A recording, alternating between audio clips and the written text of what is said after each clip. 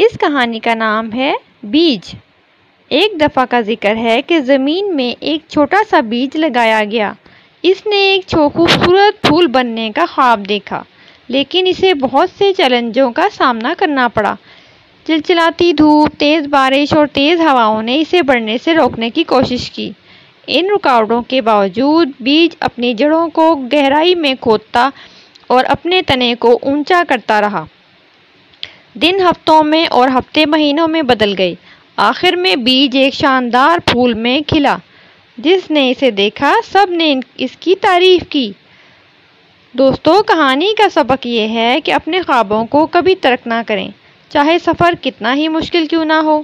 عزم اور استقامت کے ساتھ آپ کسی بھی رکاوٹ کو دور کر کے اپنے مقاصد حاصل کر سکتے ہیں۔